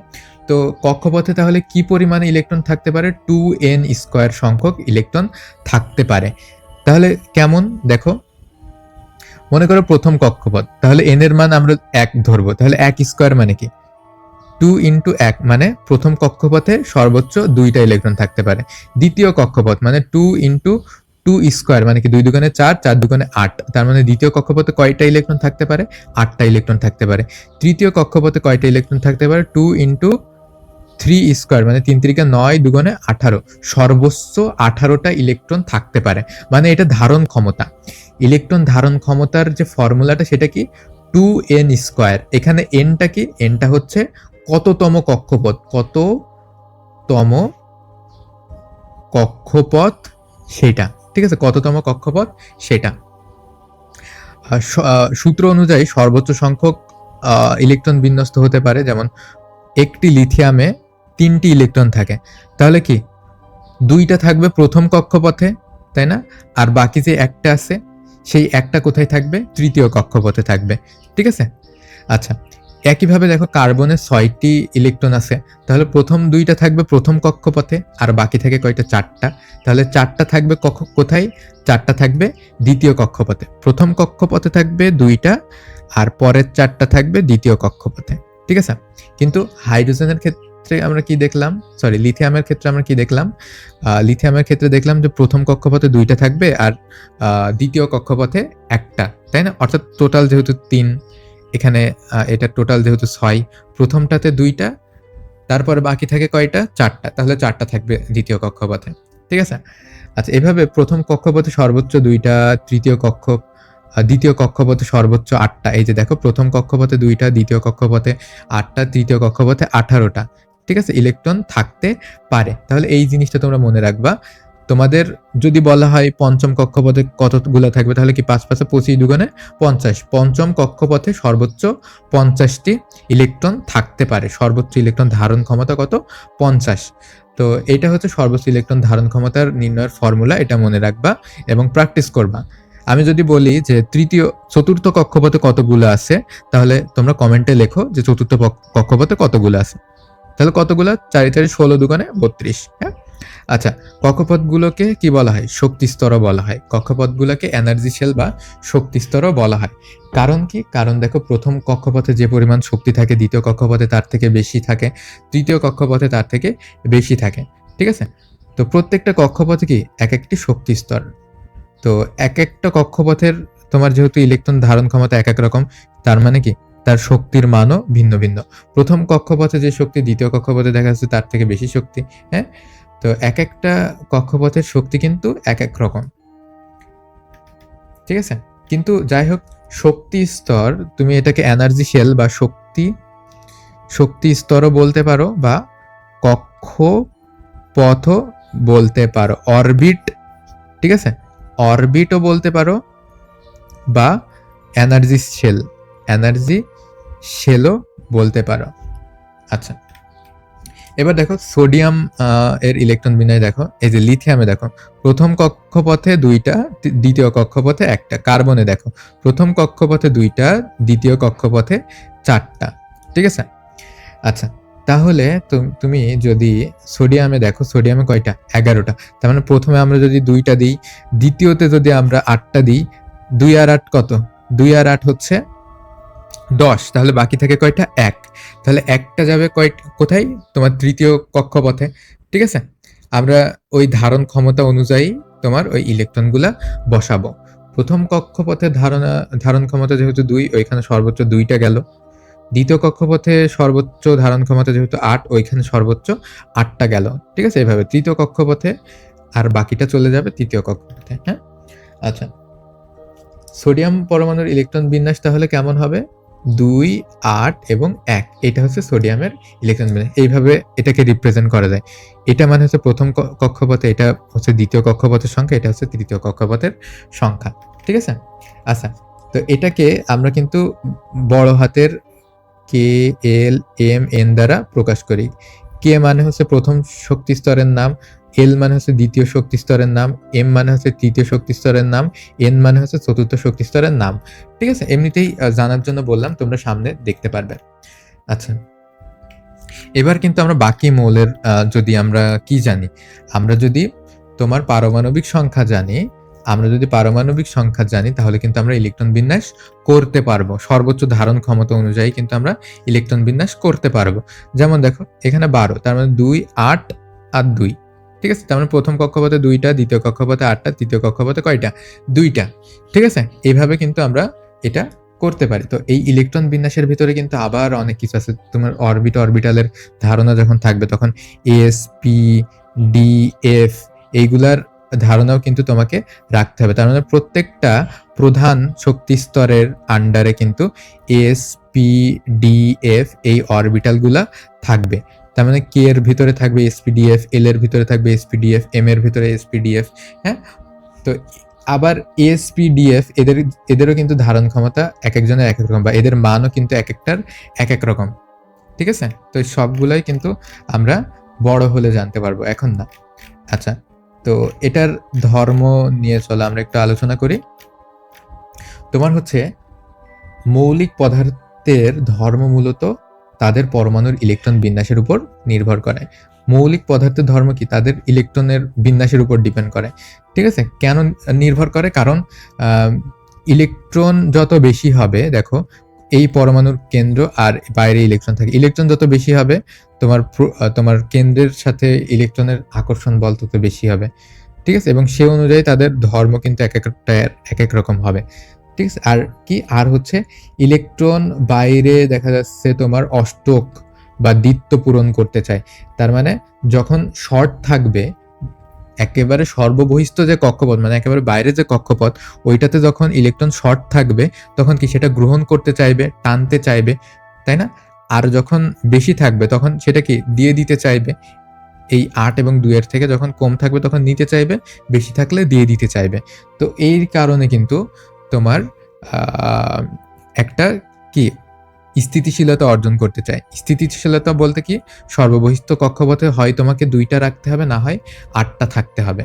তো যখন দ্বিত্বক বা অষ্টক পূর্ণ হয়, আমরা অষ্টক হিসেবে জানবো, যখন অষ্টক পূর্ণ হয় সর্ববহিস্থ কক্ষপথে, তখন আমরা কি বলি? তখন আমরা বলি যে পরমাণু কি স্থিতিশীল হয়েছে।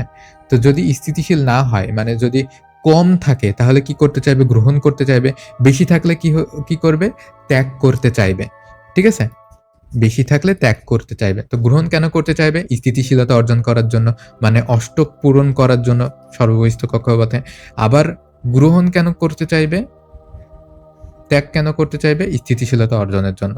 তার মানে 8 থেকে বেশি যদি 9 হয়ে যায়, তাহলে 9 হলে কি একটা বেশি, তাহলে একটা ত্যাগ করবে। যদি 7 হয় তাহলে একটা কম, তাহলে একটা কি করবে? একটা গ্রহণ করতে চাইবে। ঠিক আছে, তো আশা করি বুঝতে পারছো যে এই কারণে কিন্তু ধর্মটা আলাদা হয়। দেখা যাচ্ছে যারা তোমার হচ্ছে ইলেকট্রন ত্যাগ করে তাদেরকে ধাতু বলা হয়, আর যারা গ্রহণ করতে চায় তাদেরকে অধাতু বলা হয়। তো এই যে ধাতু, অধাতু বা অর্ধধাতু, এগুলোর ধারণাটা কিন্তু এইখান থেকে আসে, যে পরমাণুর বাইরে কি পরিমাণ ইলেকট্রন থাকে এইটার উপরেই কিন্তু ডিপেন্ড করে। ঠিক আছে, এখন যখন দেখা যাচ্ছে যে বাইরে থেকে একটা ইলেকট্রন নিবে, তখন কি হবে? তার পরমাণুর বাইরে যে ইলেকট্রন, সেই ইলেকট্রনের পরিমাণ বেড়ে যাবে। ইলেকট্রন যেহেতু কি ঋণাত্মক চার্জ বিশিষ্ট, তার মানে কি? তার মানে এই পরমাণুটা কি হয়ে যাবে? নেগেটিভ হয়ে যাবে, তাই না? আবার যখন তোমার ইলেকট্রন ছাড়বে, ইলেকট্রন ছাড়া মানে কি? ইলেকট্রন ছাড়া মানে কি? তোমার ঋণাত্মক চার্জ বা নেগেটিভ চার্জ ছেড়ে দিছে। তার মানে কি হয়েছে? এটা পজিটিভ হয়েছে। তাহলে ইলেকট্রন যখন ছাড়বে, মানে ঋণাত্মকতা ছেড়ে দিল, মানে নেগেটিভ জিনিস ছেড়ে দিল। নেগেটিভ জিনিস ছেড়ে দেওয়া মানে কি? পজিটিভ হয়ে যাওয়া। আবার ইলেকট্রন যখন গ্রহণ করবে, তার মানে কি? ঋণাত্মক জিনিস নিল। ঋণাত্মক জিনিস নেওয়া মানে কি? নেগেটিভ জিনিস নেওয়া। নেগেটিভ জিনিস নেওয়া মানে হচ্ছে কি করা বলতো? নেগেটিভ জিনিস নেওয়া মানে হচ্ছে ঋণাত্মক আধান বেড়ে যাওয়া। ঠিক আছে, তার মানে যখন গ্রহণ করবে ইলেকট্রন, তখন ওই পরমাণুটা কি হয়ে যাবে? নেগেটিভ হয়ে যাবে, তার চার্জ হবে ঋণাত্মক। পরমাণুটা যখন একটা ত্যাগ করবে, ত্যাগ করতে চাইবে বা ত্যাগ করবে, তখন ওইটা কি হয়ে যাবে? পজিটিভ হয়ে যাবে। বোঝা গেল? তার মানে পরমাণু তোমার 8টা ইলেকট্রন রাখতে চায়। তো সর্ববহিষ্ঠ শক্তি স্তরে এটাকে কি বলা হয়? অষ্টক পূরণ করা বলা হয়। যখন অষ্টক পূরণ হবে তখন ওইটা স্থিতিশীল হবে। তোমরা স্থিতিশীল গ্যাস দেখতে পারবা। পর্যায় সারণীতে যদি দেখো, তাহলে পর্যায় সারণীতে দেখবা যে সর্ববহিষ্ঠ যে শক্তি স্তরগুলা ওইখানে তোমার অষ্টক পূর্ণ আছে, অষ্টক বা দ্বিত্ব পূর্ণ আছে, যেটার ফলে ওইটা ইলেকট্রন গ্রহণও করতে চায় না, ত্যাগও করতে চায় না। ওরা কি? আসক্তহীন, তাই না? আচ্ছা, এই যে আমরা যেই কথা বলছিলাম, সোডিয়াম পরমাণু কি? একটা ইলেকট্রন যদি ত্যাগ করে, ইলেকট্রন মানে কি? নেগেটিভ মানে কি? ঋণাত্মকতা। নেগেটিভিটি চলে গেলে কি হয়? পজিটিভ হয়ে যায়। তো একটা ইলেকট্রন যখন ছাড়বে তখন কি হয়ে যাবে? একটা পজিটিভ চার্জ কিন্তু চলে আসবে, মানে একটা পজিটিভ চার্জ হয়ে যাবে। নেগেটিভ চার্জ চলে যাওয়া মানে পজিটিভ চার্জ প্রাপ্তি। আবার নেগেটিভ চার্জ গ্রহণ করা মানে কি? নেগেটিভ চার্জ প্রাপ্তি। ঠিক আছে? আশা করি বুঝতে পারছো যে ইলেকট্রন আদান প্রদানের ফলে কি হয়? ইলেকট্রন যদি গ্রহণ করে, তাহলে ইলেকট্রন যেহেতু ঋণাত্মক, ওই পূর্ণ মৌলটাও কি হয়ে যাবে? ঋণাত্মক হয়ে যাবে। ইলেকট্রন যদি ত্যাগ করে, তাহলে কি? ইলেকট্রন যেহেতু ঋণাত্মকতা ত্যাগ করা মানে কি? ধনাত্মক আধান বিশিষ্ট হওয়া বা পজিটিভ হওয়া, তাই না? তো এই তো এইখানে আমাদের সামগ্রিকভাবে কিন্তু আলোচনাটা শেষ হলো। তো ইলেকট্রন গ্রহণ এবং বর্জনের মাধ্যমে পরমাণু কি স্থিতিশীল হতে চায়। তার মানে আমার কাছে বেশি থাকলে আমি সেটা দিয়ে দিতে চাইবো, তোমার কাছে কম থাকলে তুমি সেটা নিবা, তাই তো? এইটাই হচ্ছে লেনা দেনা বা আদান প্রদান। এই আদান প্রদানটাই হচ্ছে কি? ইলেকট্রন দেওয়া বা গ্রহণ করা। এবার চলো আমরা তোমাদেরকে একটু পিরিয়ডিক টেবিলের ধারণা দিই। পিরিয়ডিক টেবিল একটু আমাদের না দেখলেই নয়। চলো পিরিয়ডিক টেবিল আমি তোমাদেরকে একটু দেখাই। দেখো এখানে টোটাল 118টি মৌল তোমরা এখানে দেখতে পারবে। ঠিক আছে? কতটি মৌল দেখতে পারবে? 118টি মৌল দেখতে পারবে। আচ্ছা, তো এই হচ্ছে তোমার পিরিয়ডিক টেবিল। ওয়েট, একটু বড় করে দেখাই। হ্যাঁ, এখানে দেখো, এখানে হাইড্রোজেন আছে। হাইড্রোজেনের প্রোটন সংখ্যা 1 এবং ভর সংখ্যাও 1। তারপরে দেখো, এখানে দেখো হিলিয়াম আছে। এই যে দেখো হিলিয়ামের ভেতরে তুমি দেখতে পাচ্ছ 2টা প্রোটন আছে, 2টা নিউট্রন আছে। আর যেহেতু ভেতরে প্রোটন সংখ্যা সেম, সেহেতু বাইরে ইলেকট্রন সংখ্যাও কি হবে? সেম হবে। বোঝা গেছে? তাহলে তুমি কি বলতে পারছো যে ভেতরে যে পরিমাণ প্রোটন থাকবে, বাইরে কি সে পরিমাণ ইলেকট্রন থাকবে, তবেই ওই পরমাণুটা স্থিতিশীল হবে। কিন্তু যদি এটা আরেকটা ইলেকট্রনকে যদি আকর্ষণ করে যদি নিয়ে আসে, তাহলে কি? নেগেটিভ হয়ে যাবে চার্জ। আবার যদি বাইরের কক্ষপথ থেকে যদি একটা ইলেকট্রন ফেলে দেয়, তাহলে কি হয়ে যাবে? পজিটিভ হয়ে যাবে চার্জ। ঠিক আছে? এখানে দেখো, এখানে টোটাল কতগুলা মৌল আছে? 118টি মৌল আছে। ঠিক আছে? কতগুলা? 118টি মৌল। দেখো এর ভেতরে 118টা প্রোটন এবং তার থেকে বেশি নিউট্রন আছে। সো দেখো কি পরিমাণ ইলেকট্রন বাইরে, তাই না? আচ্ছা, তো এখানে 118টা মৌল। তার মানে কি? এই পুরো ব্রহ্মাণ্ডে মানুষ যতগুলা মৌল আবিষ্কার করছে তার সংখ্যা হচ্ছে 118টি। তো এখানে দেখো হিলিয়াম, নিয়ন, আর্গন, ক্রিপ্টন, জেনন, রেডন, এই যে গ্যাসগুলো আছে, এই গ্যাসগুলোকে কি বলে জানো? এই গ্যাসগুলোকে বলে হচ্ছে নোবেল গ্যাস। নোবেল গ্যাস কেন বলা হয়? নোবেল গ্যাস এই কারণে বলা হয়, কারণ এগুলা তোমার হচ্ছে ইলেকট্রন ত্যাগও করে না বা গ্রহণও করে না। ঠিক আছে? এই জন্য এগুলাকে নোবেল গ্যাস বলা হয়। আচ্ছা, হিলিয়াম, নিয়ন, আর্গন, ক্রিপ্টন, জেনন, রেডন, তার মানে এদের সর্ববহিস্থ কক্ষপথে কিন্তু অষ্টক পূর্ণ থাকে। তার মানে এরা সব চাইতে অধিক স্থিতিশীল হয়। স্থিতিশীল হওয়া মানে কি? তার মানে এরা ত্যাগও করবে না বা করতে চাইবে না, গ্রহণও করবে না বা করতে চাইবে না। বোঝা গেল? আচ্ছা, এর ভেতরে দেখো কিছু ধাতু অধাতু আছে। এই হাইড্রোজেনটা কিন্তু এইগুলার ভেতরে পড়ে। ঠিক আছে? আচ্ছা, এখানে দেখো এই প্রত্যেকটা lithium, sodium, potassium, rubidium, caesium, francium প্রত্যেকটার সর্বশেষ কক্ষপথে দেখবা যে একটা মাত্র ইলেকট্রন থাকে। তার মানে এই যে গ্রুপটা, এই গ্রুপে সবাই চায় তার বাইরে যে একটা ইলেকট্রন থাকে, ওই ইলেকট্রনটাকে ছেড়ে দিতে। তারপরে দেখো বেরিলিয়াম, ম্যাগনেসিয়াম, ক্যালসিয়াম, স্টোনসিনিয়াম, তারপর হচ্ছে বেরিয়াম, রেডিয়াম, এগুলার প্রত্যেকটার বাইরের সর্ববহিত শক্তি স্তরে দেখবা যে ২ টা ইলেকট্রন থাকে। তার মানে এরাও ২ টা ইলেকট্রন ছেড়ে দিয়ে অষ্টক পূর্ণ হতে চায়। ঠিক আছে? তারপরে স্ক্যান্ডিনিয়াম, আ তোমার হচ্ছে এর ভেতরে আরো কি আছে বলো তো? এর ভেতরে আরো তোমার এই যে ল্যান্থানাম এবং অ্যাক্টানাম গ্রুপ আছে। ঠিক আছে? ল্যান্থানাম গ্রুপ কত থেকে ৫৭ থেকে ৭১ পর্যন্ত। যতগুলা মৌল আছে সবগুলা একই গ্রুপে থাকে। তো ওই গ্রুপটাকে কি বলে? Lanthanum group. ঠিক আছে? আর অ্যাক্টিনিয়াম গ্রুপ হচ্ছে ৮৯ থেকে শুরু করে ১০৩ পর্যন্ত। সবই কিন্তু একটা গ্রুপের আন্ডারে থাকে। এই কারণে এটাকে বলা হয় অ্যাক্টানাম গ্রুপ। আর এর ভেতরে থাকে হচ্ছে অবস্থান্তর মৌল। ঠিক আছে? অবস্থান্তর মৌল। আচ্ছা। তো এই যে দেখো তুমি অধাতুগুলো দেখতে পাচ্ছ, এই সবগুলো হচ্ছে অধাতু। আবার এর ভেতরে অনেকগুলাই আছে কি অর্ধধাতু। অর্ধধাতু বা তোমার হচ্ছে মাঝামাঝি ধাতু এবং অধাতুর মাঝামাঝিতে ধর্ম বিশিষ্ট সেইটা। ঠিক আছে? আচ্ছা, তো এই টোটাল প্রত্যেকটাই তুমি যদি ক্লিক করে দেখো তাহলে প্রত্যেকটারই কিন্তু তুমি অণু পরমাণুগুলা দেখতে পারবা। ঠিক আছে? অণু পরমাণুগুলা দেখতে পারবে। এই যে দেখো জুম করে কিন্তু দেখতে পারবা যে ভেতরে কি পরিমাণ প্রোটন আছে, কি পরিমাণ নিউট্রন আছে। যে পরিমাণ প্রোটন থাকবে বাইরে কি সেই পরিমাণ ইলেকট্রন থাকবে। তার মানে যার পারমাণবিক সংখ্যা যত তার প্রোটন সংখ্যা তত। এখানে দেখো তোমরা নিশ্চয় অ্যালুমিনিয়ামের নাম শুনছো। অ্যালুমিনিয়ামের দেখো প্রোটন সংখ্যা কত? ১৩। তার মানে এর ভেতরে তোমার প্রোটন সংখ্যা ১৩ আর বাইরেও তুমি যদি গণনা করো, বাইরে গণনা করে দেখবা যে বাইরে টোটাল ইলেকট্রন আছে কতটি? ১৩টি। ঠিক আছে? আচ্ছা, আর প্রোটন এবং নিউট্রন মিলে হয় কি ভর সংখ্যা। মানে এই যে ভেতরে যে লাল এবং নীল দেখতে পাচ্ছ এটা কি? এটা হচ্ছে ভর সংখ্যা। প্রোটন সংখ্যা এবং নিউট্রন সংখ্যার যোগফলই হচ্ছে ভর সংখ্যা। ওকে?